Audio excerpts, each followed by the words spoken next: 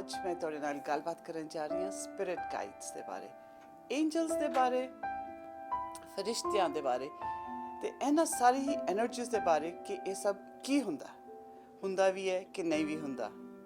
ਹੁਣ ਦੋ ਹੀ ਗੱਲਾਂ ਹੋ ਸਕਦੀਆਂ ਕਿ ਜਾਂ ਤੇ ਅਸੀਂ ਵਿਸ਼ਵਾਸ ਕਰੀਏ ਤੇ ਜਾਂ ਅਸੀਂ ਵਿਸ਼ਵਾਸ ਨਹੀਂ ਕਰਦੇ। ਆਈਦਰ ਵੀ ਆਰ ਬਲੀਵਰਸ ਔਰ ਵੀ ਆਰ ਨॉन ਬਲੀਵਰਸ। ਜੇ ਤੇ ਅਸੀਂ ਬਲੀਵ ਕਰਨੇ ਆ, ਜੇ ਤੇ ਅਸੀਂ ਵਿਸ਼ਵਾਸ ਰੱਖਨੇ ਆ, ਫਿਰ ਤੇ ਥੋੜਾ ਜਿਹਾ ਕੰਮ ਆਸਾਨ ਹੋ ਜਾਂਦਾ ਹੈ ਕਿਉਂਕਿ we a little bit open minded.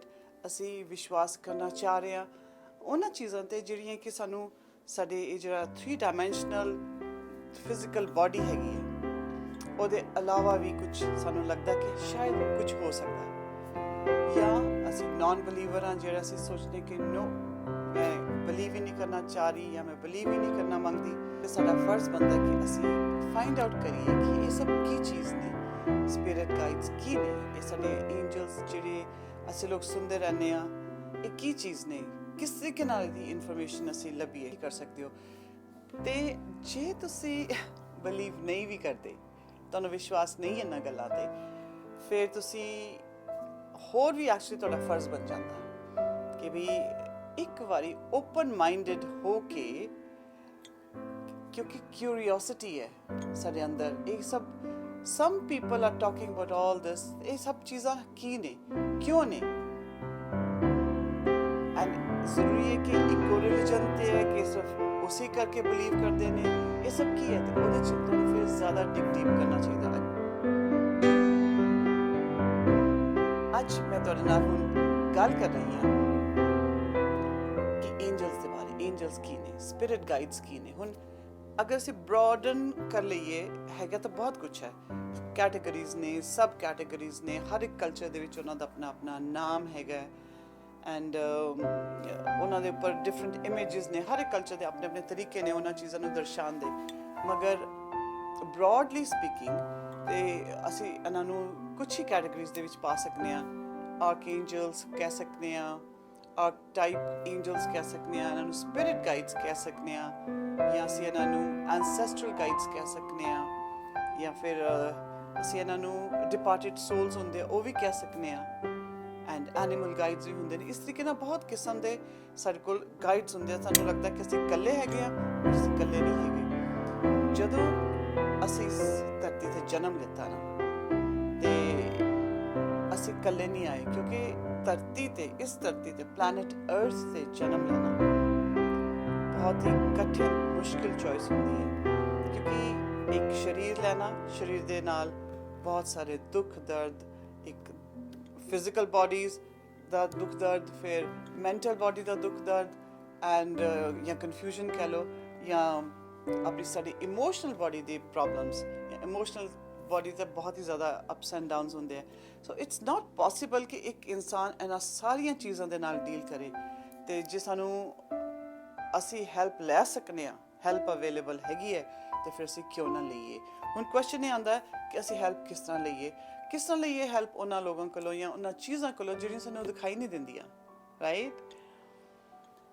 ਜਿਸ ਤਰ੍ਹਾਂ ਮੈਂ ਕਿਹਾ ਕਿ ਇਹ ਹੁਣ 3 ਜਾਂ 4 ਕੈਟੇਗਰੀਜ਼ ਮੈਂ ਤੁਹਾਨੂੰ ਦੱਸ ਦਿੱਤੀਆਂ, ਇਹ ਹੈਗੀਆਂ ਨੇ। ਹੋਰ ਇਹਨਾਂ ਦੇ ਰੋਲਸ ਨੇ, ਉਹ ਰੋਲਸ ਮੈਂ ਤੁਹਾਨੂੰ ਅੱਗੇ ਜਾ ਕੇ ਦੱਸਦੀ ਹਾਂ, ਪਰ let's talk about what are spirit guides. Spirit guides ਮੇਰੇ ਹਿਸਾਬ ਨਾਲ ਜੋ ਮੈਂ ਸਮਝਦੀ ਹਾਂ ਆਪਣੀ ਓਪੀਨੀਅਨ ਦੇ ਵਿੱਚ, they are about high energy entities ਕਹਿ ਲਓ, ਜਾਂ ਹਾਈ ਐਨਰਜੀ ਰੂਹਾਨੀ ਫਰਿਸ਼ਤੇ ਹੁੰਦੇ ਹੈ on good vibration, on helping vibration. ਤੇ ਹੁਣ ਕੁਐਸਚਨ ਇਹ ਆਉਂਦਾ ਹੈ ਵੀ ਉਹ ਜੇ ਇੰਨੇ ਇਵੋਲਵ ਨੇ, ਇੰਨੇ ਹੀ ਸਾਰਾ ਕੁਛ ਹੈਗਾ ਰੂਹਾਨੀ ਨੇ, ਤੇ ਫਿਰ ਉਹਨਾਂ ਨੂੰ ਇਨਸਾਨਾਂ ਦੇ ਕੋਲ ਆਉਣ ਦੀ ਕੀ ਜ਼ਰੂਰਤ ਹੈ? It's a very valid question, and ਇੱਕ ਕੁਐਸਚਨ ਮੇਰਾ ਵੀ ਸੀਗਾ। ਪਰ ਵਾਟ ਆਈ ਫਾਊਂਡ ਆਊਟ ਵਾਜ਼ ਕਿ ਹੁਣ ਜਿਨ੍ਹਾਂ ਦੇ ਕੋਲ ਸਰੀਰ ਨਹੀਂ ਹੈ, ਜਿਹੜੀਆਂ ਐਂਜਲਸ ਨੇ ਉਹਨਾਂ ਕੋਲ ਬਾਡੀਜ਼ ਨਹੀਂ ਹੈ, ਸਿਰਫ ਇਨਸਾਨਾਂ ਕੋਲ ਸਰੀਰ ਹੈਗਾ। ਕਹਿੰਦੇ ਨਾ 84 ਲੱਖ ਜੂਨੀਆਂ ਬਾਅਦ ਤੁਹਾਨੂੰ ਇੱਕ ਸਰੀਰ ਮਿਲਦਾ, ਤੇ ਇਸ ਸਰੀਰ ਦੀ ਕੇਅਰ ਕਰਨੀ ਚਾਹੀਦੀ। It's a gift, it's not an entitlement, it's a gift. ਤੇ ਜਦੋਂ ਸਾਨੂੰ ਗਿਫਟ ਮਿਲਦੀ ਹੈ, ਇਹ ਗਿਫਟ ਇਸ ਕਰਕੇ ਮਿਲਦੀ ਹੈ ਕਿਉਂਕਿ ਸਾਨੂੰ ਐਕਸਪੀਰੀਐਂਸਿਸ ਲੈਣੇ ਆ ਜ਼ਿੰਦਗੀ ਦੇ ਵਿੱਚ ਬਹੁਤ ਸਾਰੇ, ਔਰ ਐਕਸਪੀਰੀਐਂਸਿਸ ਜਿੰਨੇ ਆਉਂਦੇ ਨੇ, ਚਾਹੇ ਉਹ ਪਲੇਜ਼ੈਂਟ ਹੋਣ ਚਾਹੇ ਉਹ ਅਨਪਲੇਜ਼ੈਂਟ ਹੋਣ, ਪਰ experiences are the pathways for growth. ਹੁਣ ਜਦੋਂ ਐਂਜਲਸ ਨੇ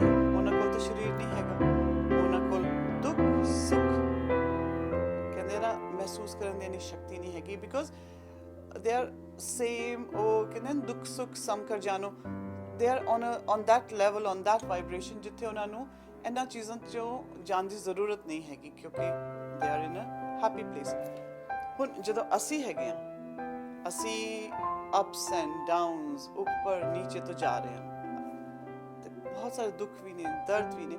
ਹੁਣ ਇਹ ਜਿਹੜੀਆਂ ਐਂਜਲਸ ਨੇ, without taking a human body, without taking a ਸਰੀਰ, ਇੱਕ ਸਰੀਰ ਲੈਣ ਦੇ, ਉਹ ਲੋਕ ਕਹਿੰਦੇ ਕਿ ਸਾਨੂੰ ਸਰੀਰ ਨਹੀਂ ਚਾਹੀਦਾ, ਪਰ ਅਸੀਂ ਇੱਕ ਜਿਹਦੇ ਕੋਲ ਇੱਕ ਸਰੀਰ ਹੈਗਾ, ਉਹਦੇ ਨਾਲ ਅਸੀਂ ਕਨੈਕਟ ਕਰ ਲੈਂਦੇ ਹਾਂ, ਤੇ ਅਸੀਂ ਆਪਣੇ ਐਕਸਪੀਰੀਅੰਸਿਸ ਨੂੰ ਗਰੋ ਕਰਾਂਗੇ, ਅਸੀਂ ਵੀ ਇਵੋਲਵ ਹੋਵਾਂਗੇ ਉਸ ਇਨਸਾਨ ਦੇ ਨਾਲ।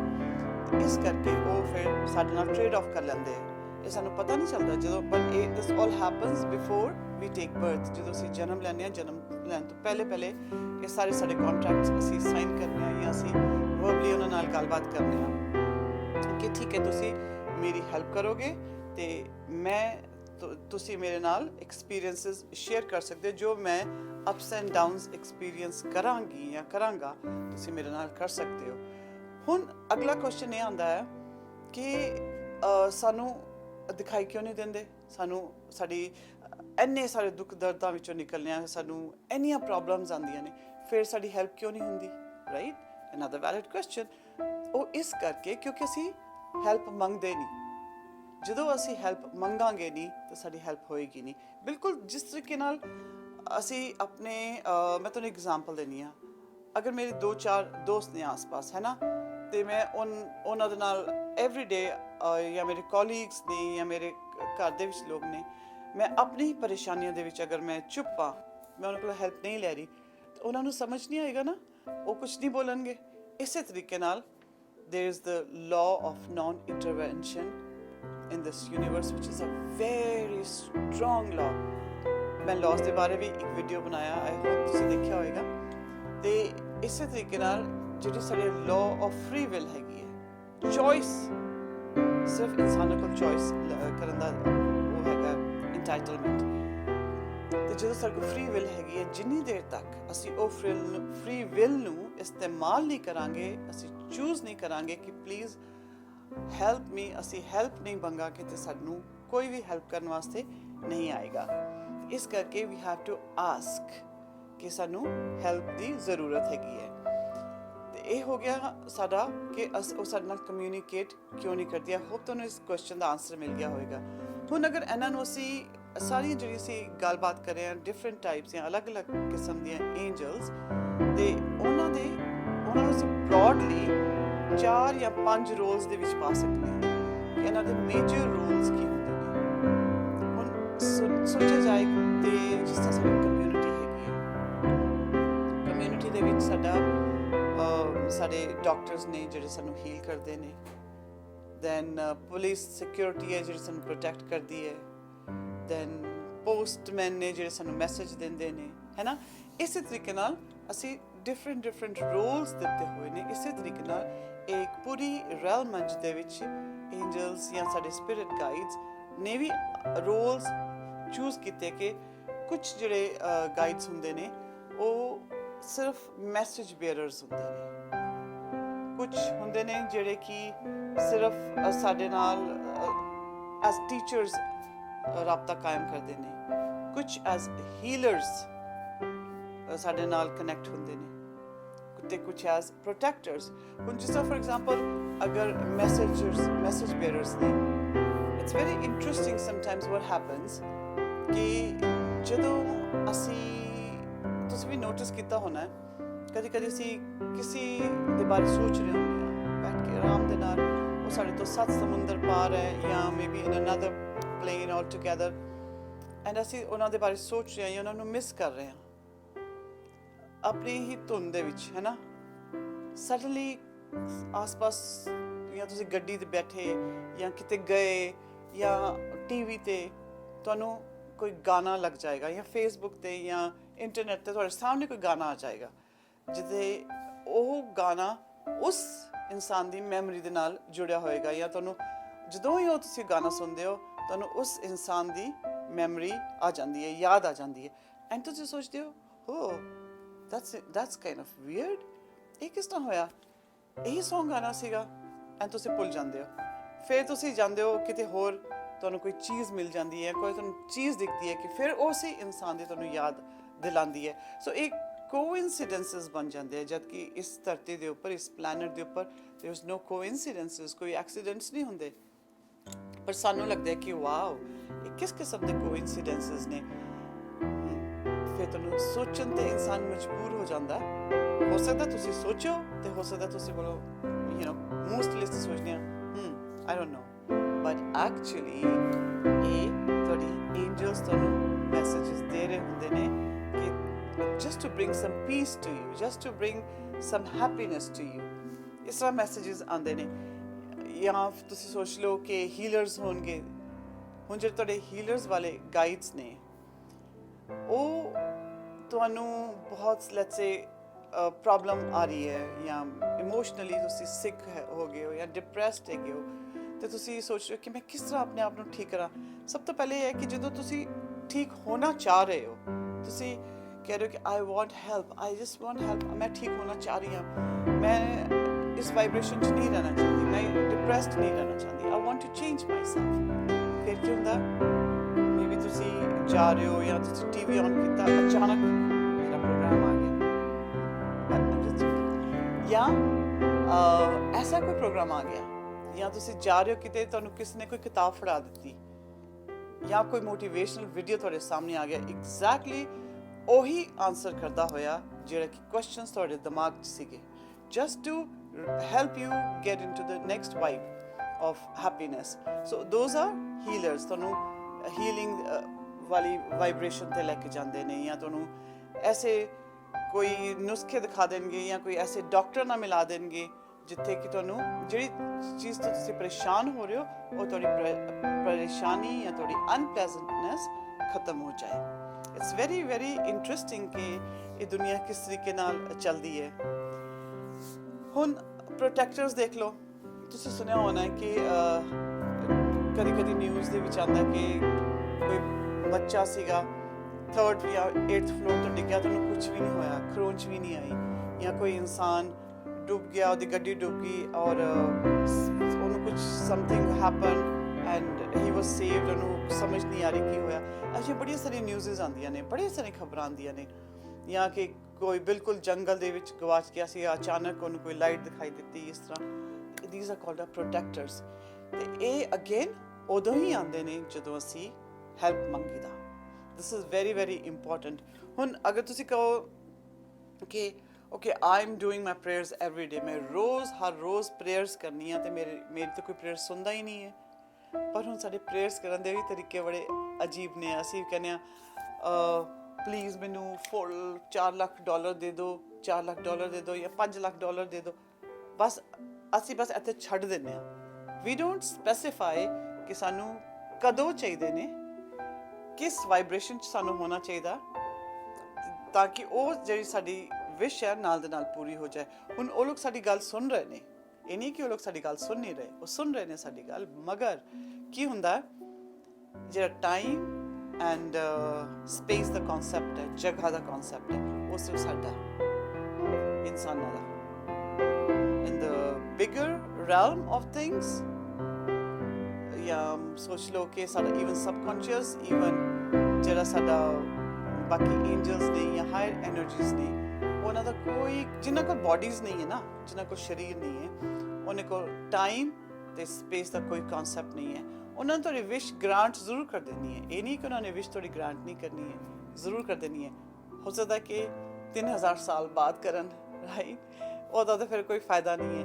ਇਸ ਕਰਕੇ ਜਦੋਂ ਵੀ ਤੁਸੀਂ ਪ੍ਰੇਅਰ ਕਰੋ, ਜਦੋਂ ਵੀ ਤੁਸੀਂ ਕੁਝ ਮੰਗੋ, ਵੀ ਵੈਰੀ ਵੈਰੀ ਸਪੈਸੀਫਿਕ ਔਰ ਵੈਰੀ ਵੈਰੀ ਰੀਜ਼ਨੇਬਲ ਕਿ ਤੁਹਾਨੂੰ ਕੀ ਚਾਹੀਦਾ ਔਰ ਕਿਸ ਤਰੀਕੇ ਨਾਲ ਚਾਹੀਦਾ। ਉਹਦਾ ਵੀ ਇੱਕ ਪ੍ਰੋਸੈਸ ਹੁੰਦਾ, ਉਹਦੇ ਉੱਪਰ ਵੀ ਤੁਹਾਨੂੰ ਐਕਚੁਅਲੀ ਆਪ ਹੀ ਕੰਮ ਕਰਨਾ ਪੈਣਾ। ਅਗਰ ਤੁਸੀਂ ਚਾਹੋ, ਤੁਸੀਂ ਮੇਰੇ ਨਾਲ ਡੈਫੀਨੇਟਲੀ ਕਨੈਕਟ ਕਰ ਸਕਦੇ ਹੋ, ਮੇਰੇ ਫੇਸਬੁੱਕ ਪੇਜ 'ਤੇ ਕਰ ਸਕਦੇ ਹੋ ਮੇਰੇ ਨਾਲ ਕਨੈਕਟ, ਜਾਂ ਮੈਨੂੰ ਈਮੇਲ ਭੇਜ ਸਕਦੇ ਹੋ shelly.sandhu40@gmail.com, ਜਾਂ ਮੇਰਾ ਫੋਨ ਨੰਬਰ ਐਂਡ ਆਫ ਦਾ ਜਿਹੜਾ ਹੈਗਾ ਸਾਡਾ ਸ਼ੋਅ, ਉਹਦੇ ਵਿੱਚ ਲਿਖਿਆ ਹੁੰਦਾ, ਤੁਸੀਂ ਉੱਥੇ ਵੀ ਕਨੈਕਟ ਕਰ ਸਕਦੇ ਹੋ। ਫੇਸਬੁੱਕ ਪੇਜ ਦਾ ਨਾਮ ਹੈ ਸ਼ੈਲੀ ਕੌਰ ਪੇਜ, ਉੱਥੇ ਮੇਰੇ ਨਾਲ ਤੁਸੀਂ ਕਨੈਕਟ ਕਰ ਸਕਦੇ ਹੋ। ਸੋ ਇਸ ਕਰਕੇ ਬਹੁਤ ਸਾਰੇ ਤਰੀਕੇ ਨੇ, ਬਹੁਤ ਸਾਰੀਆਂ ਚੀਜ਼ਾਂ ਨੇ। ਹੁਣ ਅੱਗੇ ਜਾ ਕੇ ਮੈਂ ਗੱਲਬਾਤ ਕਰਨੀ ਆ ਕਿ ਅਸੀਂ ਇਹਨਾਂ ਨਾਲ, ਅਸੀਂ ਆਪਣੀ ਐਂਜਲਸ ਨਾਲ ਜਾਂ ਆਪਣੇ ਹਾਇਰ ਸੈਲਫ ਦੇ ਨਾਲ ਕਿਸ ਤਰੀਕੇ ਨਾਲ ਕਨੈਕਟ ਕਰ ਸਕਦੇ ਹਾਂ, ਕਮਿਊਨੀਕੇਟ ਕਰ ਸਕਦੇ ਹਾਂ, ਕਿਸ ਤਰੀਕੇ ਨਾਲ ਰਾਬਤਾ ਕਾਇਮ ਕਰ ਸਕਦੇ ਹਾਂ। ਤੇ ਕਮਿਊਨੀਕੇਟ ਹੁਣ ਕਿਸ ਤਰ੍ਹਾਂ ਕਰੀਏ? It's very easy. ਇਹਦੇ 'ਚ ਕੋਈ ਵੀ ਬਹੁਤ ਕੰਪਲਿਕੇਟਡ ਚੀਜ਼ਾਂ ਨਹੀਂ ਹੈਗੀਆਂ ਕਿ ਕਿਸ ਤਰੀਕੇ ਨਾਲ ਅਸੀਂ ਕਮਿਊਨੀਕੇਟ ਕਰਨਾ ਹੈ, ਜਾਂ ਅਸੀਂ ਬਹੁਤ ਹੀ ਰਿਸ਼ੀ ਮੁਨੀ ਹੋਵਾਂਗੇ ਤਾਂ ਅਸੀਂ ਕਨੈਕਟ ਕਰਾਂਗੇ। ਹਰ ਇੱਕ ਇਨਸਾਨ ਦੀ, you have to understand every human being, ਹਰ ਇੱਕ ਇਨਸਾਨ ਦੀ ਆਪਣੀ ਹੀ ਆਪਣੇ ਹੀ ਸਪਿਰਿਟ ਗਾਈਡਸ ਨੇ, ਆਪਣਾ ਹੀ ਹਾਇਰ ਸੈਲਫ ਹੈ। ਹਾਇਰ ਸੈਲਫ ਦਾ ਮਤਲਬ ਸਾਡਾ ਇੱਕ ਉਹ ਅੰਸ਼, ਇੱਕ ਉਹ ਪਾਰਟ ਜਿਹਨੂੰ ਕਿ ਸਾਡੀ ਸਾਰੀ ਮੈਮਰੀਜ਼ ਉਹਦੇ ਵਿੱਚ ਹੈਗੇ, ਸਾਰੇ ਐਕਸਪੀਰੀਐਂਸਿਸ ਉਸ ਪਾਰਟ ਵਿੱਚ ਹੈਗੇ ਨੇ। ਉਹ ਪਾਰਟ ਉਸ ਰੱਬ ਨਾਲ ਕਨੈਕਟਿਡ ਹੈ ਜਾਂ ਉਸ ਕੌਨਸ਼ੀਅਸਨੈਸ ਨਾਲ ਕਨੈਕਟਿਡ ਹੈ, ਜਿਹਦੇ ਵਿੱਚ ਸਾਰੀ ਇਨਫੋਰਮੇਸ਼ਨ, ਸਾਰੀ ਨੌਲੇਜ ਹੈ। ਮਗਰ ਉਹ ਪਾਰਟ, ਉਹਦੇ 'ਚੋਂ ਕੁਝ ਪਾਰਟ ਸਾਡੇ ਇਸ ਬੋਡੀ 'ਚ ਆ ਜਾਂਦਾ ਜਿਹੜਾ ਕਿ ਹੋਰ ਐਕਸਪੀਰੀਐਂਸਿਸ ਦੇ ਵਿੱਚੋਂ ਦੀ ਨਿਕਲਦਾ ਹੈ।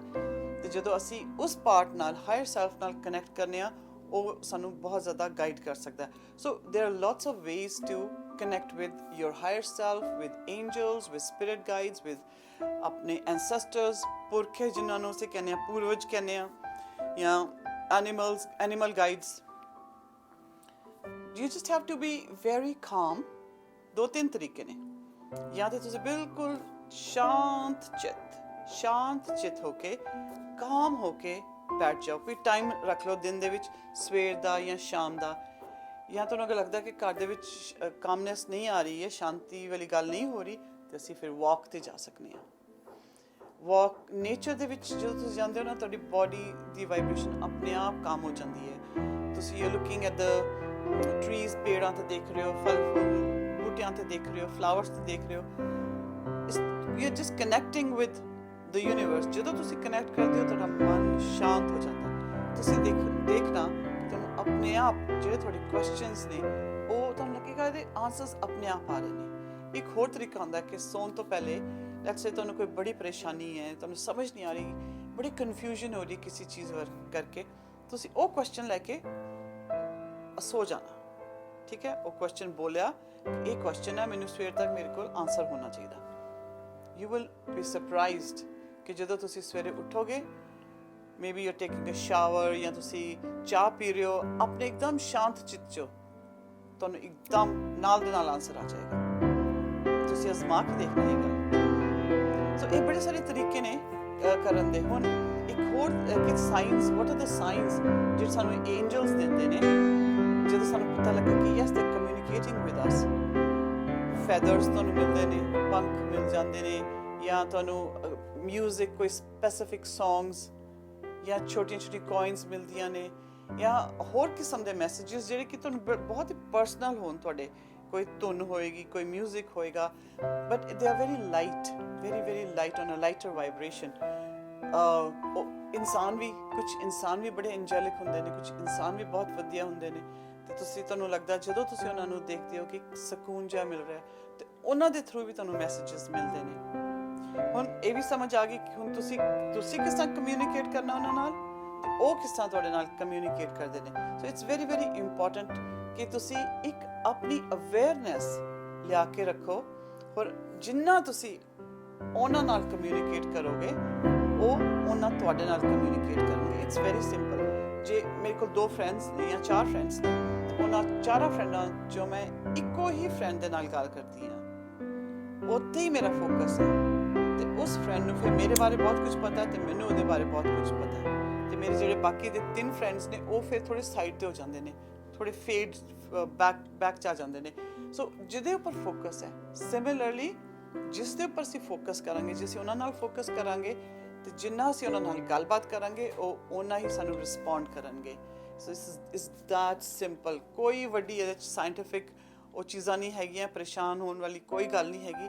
Just try to connect with your higher self. ਤੁਸੀਂ ਸਾਰੇ ਗੱਲਾਂ ਪਿੱਛੇ ਕਰ ਦਿਓ, ਤੁਸੀਂ ਸਿਰਫ ਇਹ ਬੋਲੋ ਕਿ ਮੈਂ ਆਪਣਾ ਜਿਹੜਾ ਮੇਰਾ ਹਾਇਰ ਸੈਲਫ ਹੈ, ਮੈਂ ਉਹਦੇ ਨਾਲ ਕਨੈਕਟ ਕਰਨਾ ਹੈ, ਜਿੱਥੇ ਕਿ ਮੈਨੂੰ ਗਾਈਡੈਂਸ ਮਿਲੇ, ਜਿੱਥੇ ਕਿ ਮੈਨੂੰ ਹੀਲਿੰਗ ਮਿਲੇ, ਜਿੱਥੇ ਕਿ ਮੇਰੀ ਰਿਲੇਸ਼ਨਸ਼ਿਪ ਪ੍ਰੋਬਲਮਸ ਹੈ ਜਿਹੜੀਆਂ, ਉਹਨਾਂ ਦੀ ਬਾਰੇ ਮੈਨੂੰ ਸਮਝ ਆਏ, ਮੇਰੀ ਜਿਹੜੀ ਫਾਈਨੈਂਸ਼ੀਅਲ ਸਿਚੁਏਸ਼ਨ ਹੈ ਉਹ ਠੀਕ ਹੋਵੇ। ਸੋ ਇਸ ਤਰ੍ਹਾਂ ਕਰਕੇ ਇਸ ਦੁਨੀਆ ਦੇ ਵਿੱਚ ਜਦੋਂ ਅਸੀਂ ਆਏ ਹਾਂ ਤੇ ਸਾਨੂੰ ਖੁਸ਼ ਹੋ ਕੇ ਸਾਨੂੰ ਵੱਖਰੇ ਵੱਖਰੇ ਤਰੀਕੇ ਲੱਭਣੇ ਪੈਣੇ ਹੈ ਜਿਹਦੇ ਨਾਲ ਅਸੀਂ ਆਪਣੀ ਜ਼ਿੰਦਗੀ ਦੀ ਕੁਆਲਿਟੀ ਨੂੰ ਬੈਟਰ ਕਰ ਸਕੀਏ।